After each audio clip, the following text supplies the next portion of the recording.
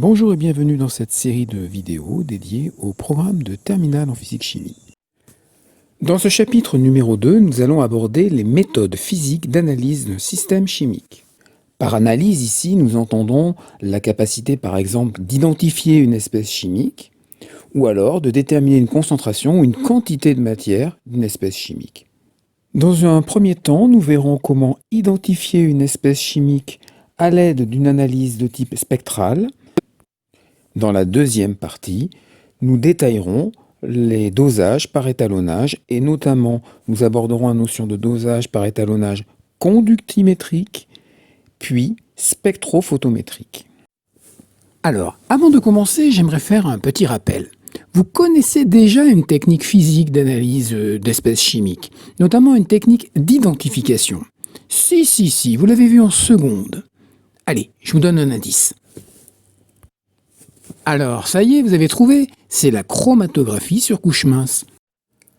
Alors, c'est bien une technique d'analyse puisqu'elle permet d'identifier en les séparant les constituants d'un mélange homogène.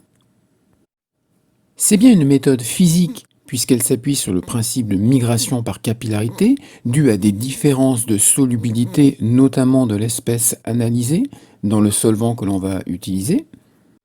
On parlera de technique d'identification par comparaison, puisqu'on va justement comparer la migration des constituants de l'espèce analysée par rapport à des espèces chimiques de référence, qualifiées parfois de témoins. Abordons désormais les méthodes d'identification du programme de terminale. Ces méthodes sont basées sur l'absorption d'énergie par une espèce chimique. On parlera d'analyse spectrale ou d'analyse spectroscopique.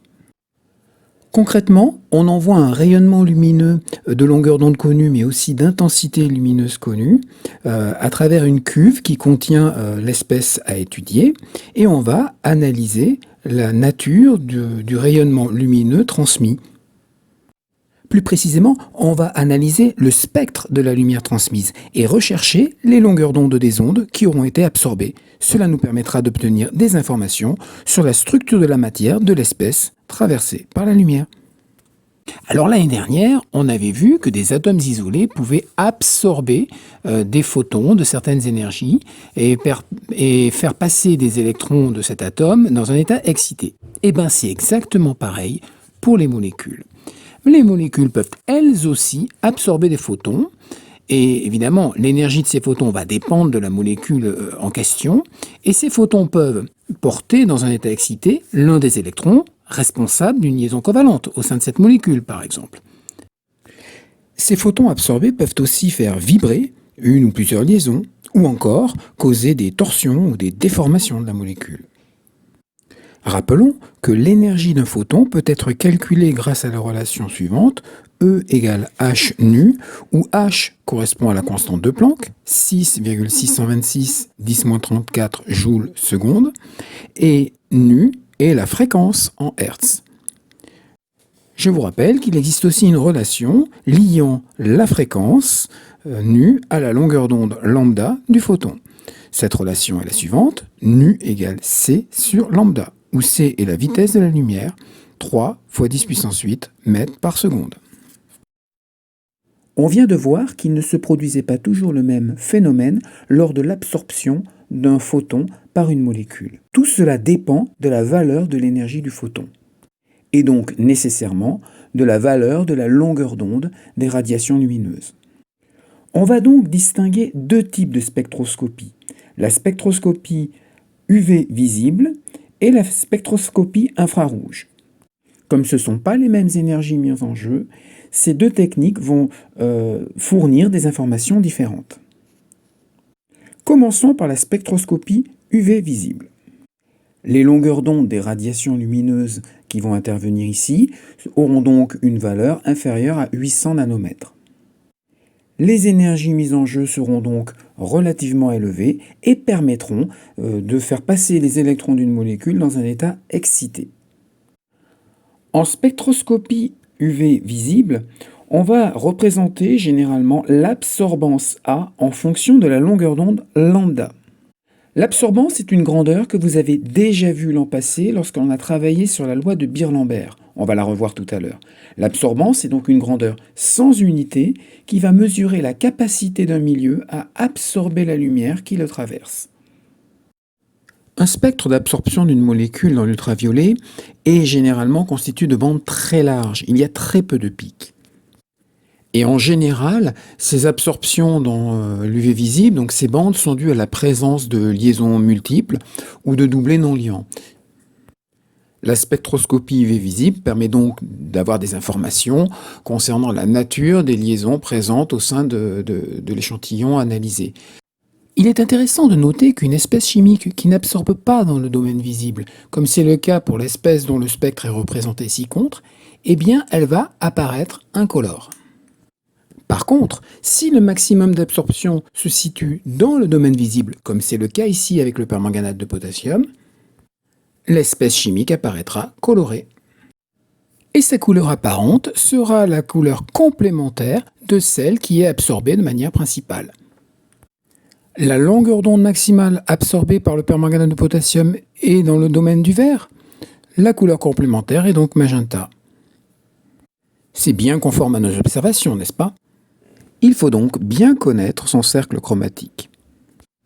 Une molécule qui va absorber essentiellement dans le bleu apparaîtra orange. Si elle absorbe dans le rouge, elle apparaîtra vert. Si elle absorbe dans le jaune, elle apparaîtra violette. L'analyse d'un spectre d'absorption, notamment lorsque celle-ci se fait dans le domaine visible, reflète la structure des molécules et la présence de certains atomes ou groupements d'atomes. Par exemple, la présence de liaisons doubles conjuguées. Qu'est-ce qu'une liaison double conjuguée? Ce sont deux liaisons doubles séparées par une seule liaison simple. On a remarqué que la présence d'un nombre suffisamment grand de liaisons doubles conjuguées successives pouvait être à l'origine de la couleur d'une molécule. On peut trouver parfois le nombre minimal de 7 liaisons doubles conjuguées, mais ça peut varier. En effet, la présence d'autres atomes ou de groupes d'atomes, comme par exemple des groupements OH, des groupements NH2, etc., vont avoir un effet, une influence sur le domaine de radiation qu'elle absorbe. Les atomes ou groupements d'atomes qui sont responsables de la couleur d'une espèce chimique sont appelés des chromophores. C'est le cas des liaisons doubles conjuguées. Par contre, les groupes d'atomes qui, attachés à un chromophore, vont modifier la longueur d'onde maximale d'absorption, donc la couleur, on appellera cela un oxochrome. Bon, ces noms oxochrome, chromophore ne sont pas au programme. C'est juste pour vos cultures personnelles. En résumé, la spectroscopie UV visible va permettre d'accéder qualitativement à des informations quant à la nature des liaisons présentes au sein de l'espèce étudiée. Nous allons désormais nous intéresser à la spectroscopie infrarouge. La spectroscopie infrarouge va utiliser des rayonnements de longueur d'onde comprises entre 2,5 micromètres et 25 micromètres, ce qui veut dire qu'on se situe bien dans le domaine infrarouge, au-delà de 800 nanomètres. Comme ces rayonnements sont moins énergétiques, il n'y aura pas cette fois-ci d'électrons qui vont passer dans un état excité. Cette fois-ci, les rayonnements vont simplement faire vibrer les liaisons moléculaires. Eh bien, ce qu'il faut savoir, c'est que chacun de ces mouvements vibratoires va se réaliser à une fréquence qui va être bien définie. Ainsi, en analysant un spectre infrarouge, on pourra identifier les groupes caractéristiques qui sont présents dans la molécule. Ou bien encore si on a des liaisons simples, multiples et autres. À la différence du spectre ultraviolet visible, où on représentait l'absorbance en fonction de la longueur d'onde, le spectre infrarouge, lui, va représenter la transmittance en fonction du nombre d'ondes. Alors concrètement, la transmittance, que l'on note grand T, sera un nombre sans unité, mais exprimé en pourcentage. Et ça va représenter le quotient de l'intensité de la radiation transmise par rapport à l'intensité de la radiation incidente. Le nombre d'ondes, lui, correspondra à l'inverse de la longueur d'onde, c'est-à-dire le nombre de longueurs d'onde par unité de longueur.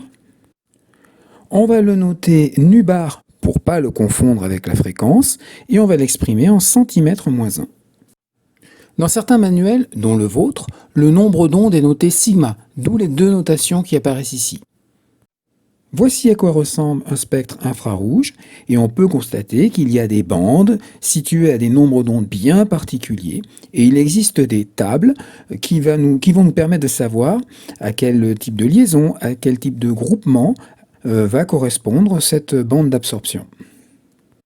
Et évidemment, ces tables de données spectroscopiques ne sont pas à apprendre par cœur. On vous les donnera lorsqu'il s'agira d'analyser un spectre infrarouge. Nous allons désormais passer à la partie relative au dosage par étalonnage. Doser consiste en fait à trouver, à déterminer la concentration ou la quantité de matière d'une espèce chimique en solution. Il existe deux types de dosage. Les dosages par étalonnage, que nous allons étudier maintenant puisqu'ils utilisent des outils de type physique, et les dosages par titrage, que nous verrons dans le chapitre suivant et qui, eux, s'appuient sur une transformation chimique. Le principe du dosage par étalonnage est simple. En fait, pour doser une espèce chimique en solution, il suffit de trouver une grandeur physique qui sera proportionnelle à sa concentration. Concrètement, on va fabriquer de nombreuses solutions de concentration bien connues en l'espèce chimique recherchée. Ces solutions, on va les appeler des étalons. Et pour chacune de ces solutions, on va mesurer la grandeur physique que l'on aura choisie au préalable. Une fois ces mesures réalisées, on va construire le graphique représentant la grandeur physique choisie en fonction de la concentration. Et puisque la grandeur physique est censée être proportionnelle à la concentration, on devrait obtenir une droite qui sera notre droite d'étalonnage. Il suffit ensuite de mesurer la valeur de la grandeur physique choisie pour la solution inconnue, et après, par simple lecture graphique, en utilisant ma droite d'étalonnage, je vais pouvoir lire la concentration de la solution inconnue. Je pourrais aussi, si je le souhaite, utiliser le coefficient directeur de la droite d'étalonnage que j'aurai tracée. Il me suffira de calculer le rapport entre la valeur de la grandeur physique que j'ai choisie sur ce coefficient directeur. Alors en terminale, les grandeurs physiques que l'on va étudier seront l'absorbance ou la conductance. Et, entre nous, quand on va utiliser l'absorbance, ça vous rappelle rien? L'absorbance proportionnelle à la concentration? Bien sûr, c'est la loi de Beer-Lambert que l'on a vue l'an passé. Dans le cadre de la loi de Beer-Lambert, la grandeur mesurée, c'est l'absorbance. Et on avait vu l'année dernière qu'il y avait, pour des faibles concentrations, proportionnalité entre l'absorbance et la concentration en quantité de matière d'une solution. A égale K fois C.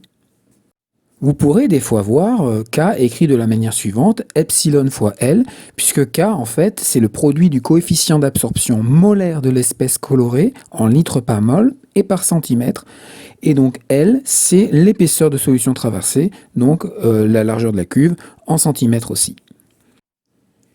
Les dosages par étalonnage utilisant la loi de Beer-Lambert sont des dosages de type spectrophotométrique. Comme on les a bien étudiés l'an passé, je vais passer peu de temps là-dessus. Passons désormais au dosage par étalonnage de type conductimétrique. Dans ce type de dosage, l'appareil de mesure que l'on va utiliser s'appelle un conductimètre. Concrètement, cet appareil mesure la conductance notée grand G d'une solution ionique. Cette grandeur est proportionnelle à la concentration en quantité de matière de soluté apportée C. Concrètement, la conductance traduit la capacité d'une solution à conduire le courant électrique. Elle correspond à l'inverse de la résistance R. Son unité de mesure sera le Siemens. Pour mon dispositif expérimental, j'aurai besoin d'un voltmètre pour mesurer la tension aux bornes de la cellule de mesure, ainsi qu'un ampèremètre pour mesurer l'intensité qui traverse le circuit électrique. Et concrètement, pour déterminer la valeur de la conductance, je ferai le calcul suivant, I sur U, puisque G est l'inverse de la résistance. Bon, après, rassurez-vous, les dispositifs que l'on va utiliser en classe seront prêts à l'emploi et afficheront directement la conductance. Alors il faut savoir que la conductance va dépendre de plein de paramètres. La température de la solution, la concentration et la nature de chacun des ions présents dans la solution. Mais ça va dépendre aussi de la géométrie de la cellule de mesure. Ce que j'entends par là, ça va dépendre de l'air par exemple grand S de la surface immergée des électrodes qui vont servir pour la mesure, mais aussi de la distance entre les électrodes. Pour faire fi de ces paramètres, c'est-à-dire pour s'affranchir de cela, on va définir une autre grandeur qui est la conductivité. La conductivité, que l'on note sigma, est une grandeur proportionnelle à la conductance. Donc cette grandeur ne va dépendre que de la température et de la nature de la solution. Par nature de solution, j'entends concentration et type d'ion en solution. La conductivité sera définie par la relation suivante, sigma égale G L sur S. Parfois, vous verrez que L sur S sera appelée constante de la cellule et sera exprimée en mètre-1 ou en centimètre-1. Nous pouvons désormais énoncer la loi de Colrau qui traduit la relation entre la conductivité d'une solution et les concentrations de chacun des ions contenus dans cette solution.